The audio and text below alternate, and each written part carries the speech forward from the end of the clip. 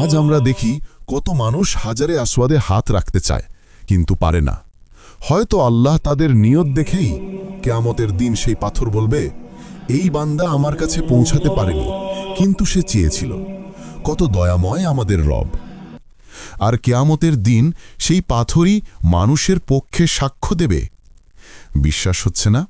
আসুন শুনে নিন কোরআন ও হাদিসের আলোকে হাজরে আসওয়াদের অলৌকিক ইতিহাস। আল্লাহু আকবার, আল্লাহু আকবার। যে পাথর কিয়ামতের দিন কথা বলবে, সুবহানাল্লাহ। হ্যাঁ, আপনি ঠিকই শুনেছেন। একটা পাথর যা জান্নাত থেকে এসেছে, যাকে নবীজি সাল্লাল্লাহু আলাইহি ওয়াসাল্লাম নিজের হাতে কাবায় স্থাপন করেছেন। আর কিয়ামতের দিন সেই পাথরই মানুষের পক্ষে সাক্ষ্য দেবে। হাজরে আসওয়াদ কোনো সাধারণ পাথর নয়। রাসূলুল্লাহ সাল্লাল্লাহু আলাইহি ওয়াসাল্লাম বলেছেন, হাজরে আসওয়াদ জান্নাত থেকে অবতীর্ণ হয়েছে। প্রথমে এটি ছিল দুধের মতো সাদা, কিন্তু মানুষের গুনাহের কারণে এটি কালো হয়ে গেছে। তিরমিজি হাদিস নাম্বার 877।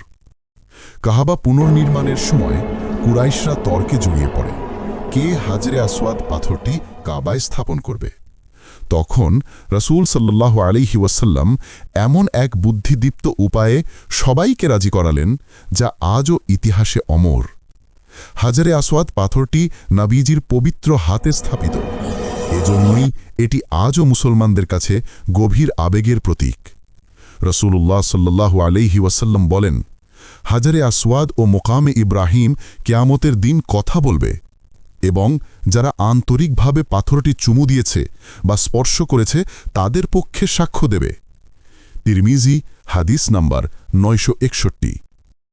কল্পনা করুন, কিয়ামতের সেই ভয়ঙ্কর দিনে কোটি কোটি মানুষের মাঝে এক পাথর বলবে, হে আল্লাহ, এই বান্দা একদিন আমাকে ভালোবাসায় চুমু দিয়েছিল।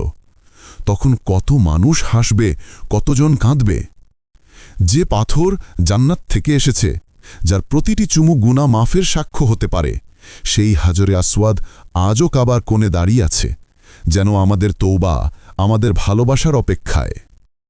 আজ আমরা দেখি কত মানুষ হাজরে আসওয়াদে হাত রাখতে চায় কিন্তু পারে না। হয়তো আল্লাহ তাদের নিয়ত দেখেই কিয়ামতের দিন সেই পাথর বলবে, এই বান্দা আমার কাছে পৌঁছাতে পারেনি কিন্তু সে চেয়েছিল। কত দয়াময় আমাদের রব। ফলো, লাইক, কমেন্ট করুন যেন এমন আরও কন্টেন্ট আপনার কাছে পৌঁছে যায়। ইসলাম প্রচারে আপনার একটি শেয়ারই হতে পারে কারো হেদায়েতের দরজা।